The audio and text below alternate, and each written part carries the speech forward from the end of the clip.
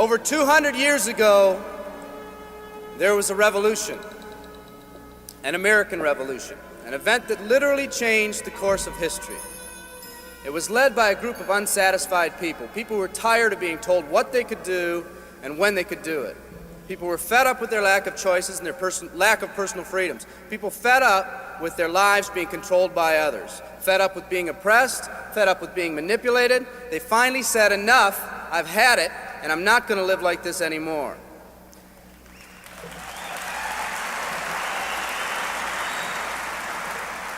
Our ancestors were people that took full responsibility for what happened to them.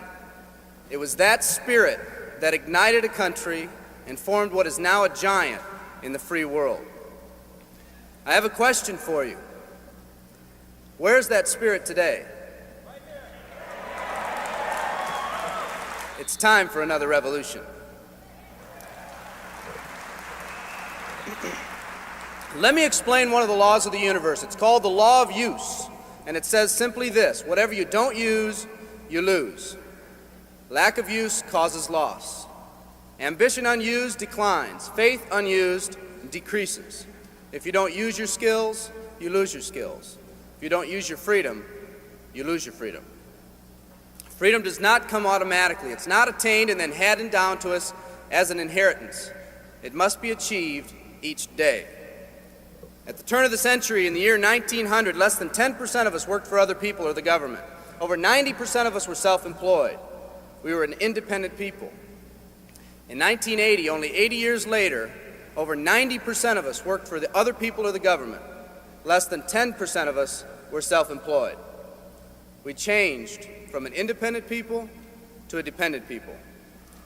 We'd slowly shifted from a people who took full responsibility for everything that happened to them to a people who've become talented and practiced at the art of blaming others for their problems.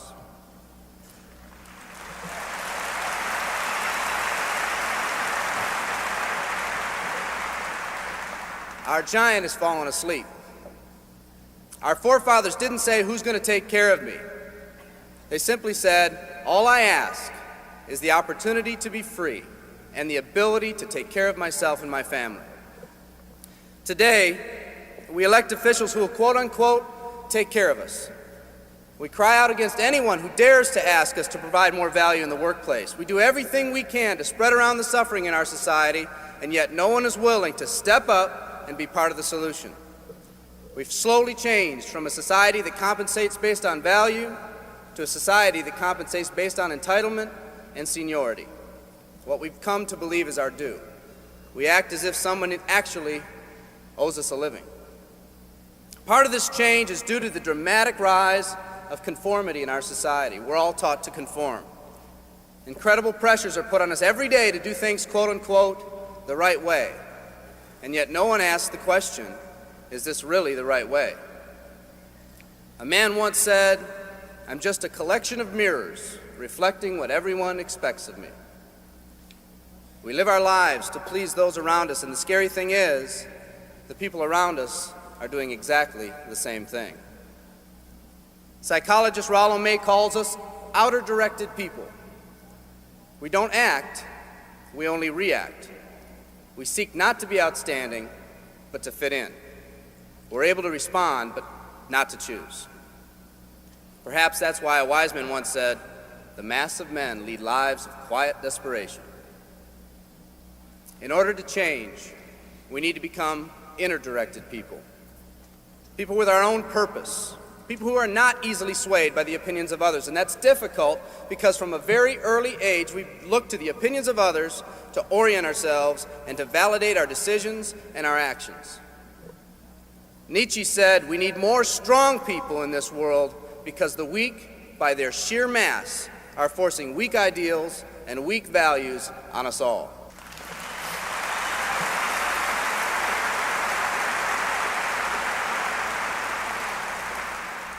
Today's massive social and economic changes are waking this slumbering giant. Some people may not be ready right now for the changes happening today in today's society. It doesn't matter if they're ready or not.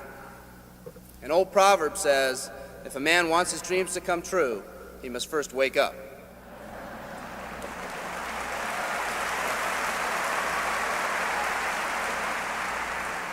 I, for one, am glad for the radical changes in our society because I believe that within that crisis, we will find that independent spirit that once pioneered this country. Some of us are finally ready to change. The displacement of our workforce has caused many of us to start searching for something better. Moving products and moving services is our business and our goal, but what we are becoming in the pursuit of that goal is a larger and much more important issue. The rekindling of our independent spirit has more lasting value.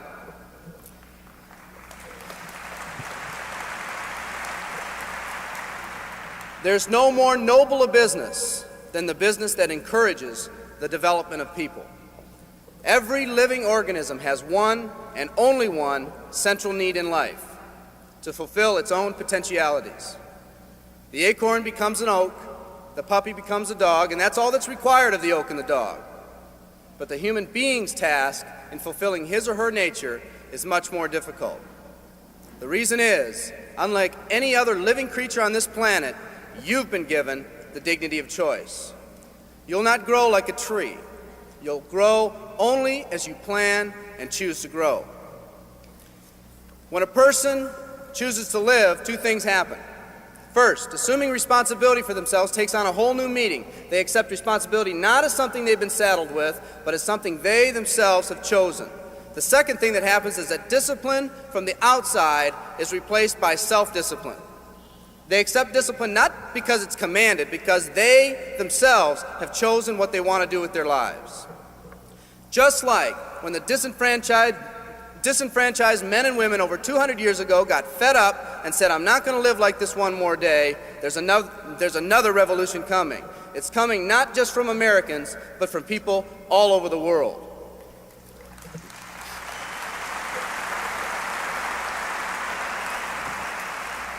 It's coming from people who've been oppressed in meaningless jobs, from people who've been unjustly held back, from people who've been slighted or ignored, from people who've had their hopes crushed time and time again by the circumstances around them, from people who've been playing in a game where the rules weren't the same for everyone, from people whose dreams have almost died by the methodical dripping of negative and pessimistic forces, people who've just been waiting for the right opportunity to present itself, an opportunity that they could hold on to, believe in, a place where people believed in them.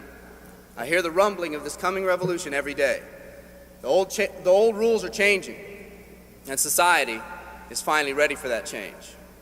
Will people try to persuade you not to rise up? Yes, they will, and sometimes with the best of intentions. But we must fight anyone or anything that tries to influence us against our freedom. And they'll try. Believe me, they'll try.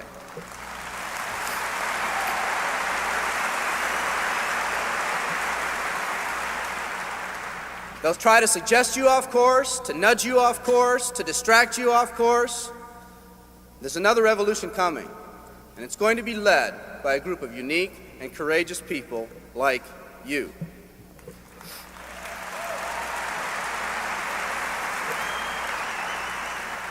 People who've had it with the way things are. People who've picked out their mountain in life and said, "I'm going to the top."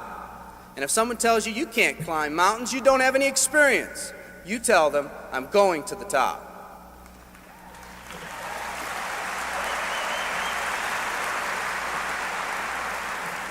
And if your neighbor tells you, "Come on, choose another mountain, that one's too rocky," what are you going to tell them? And if someone tells you, "Let's go over here where it's not so steep," what are you going to tell them? And if someone says network marketing, what are you going to tell them? And if your friend tells you, "Come on, let's climb this one, that one's too slippery," what are you going to tell them? If anyone tells you you can't go up, it's too rocky, too steep, too slippery, you say, "Listen here, I'm going up. You're either going to see me waving from the top or dead on the side. I'm not coming back."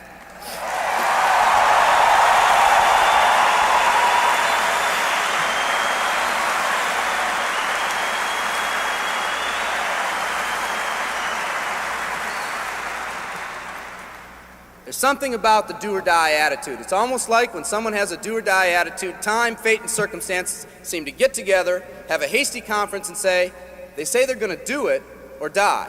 We might as well let them have it.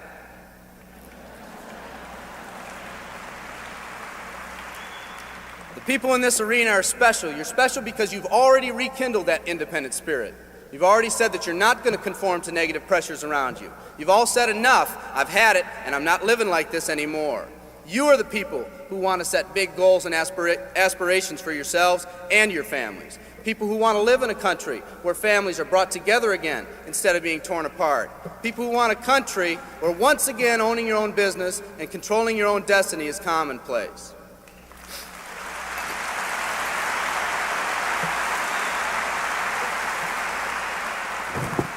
People who want a country where every man, woman, and child is treated with equal respect and dignity.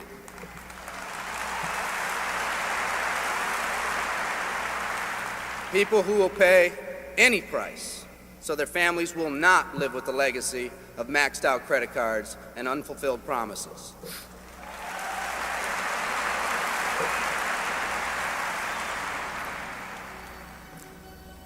Today, we stand at the genesis of a new revolution, and people like you are going to lead it. Theodore Roosevelt said these words decades ago, and I think they're particularly appropriate today. He said, "We see across the dangers of the great future, and we rejoice as a giant refreshed. The great victories are yet to be won, the greatest deeds yet to be done. I've dreamt of a company that can give us the opportunity to make these dreams come true by allowing us all to fulfill our own true potential. I love you all. Thank you very much."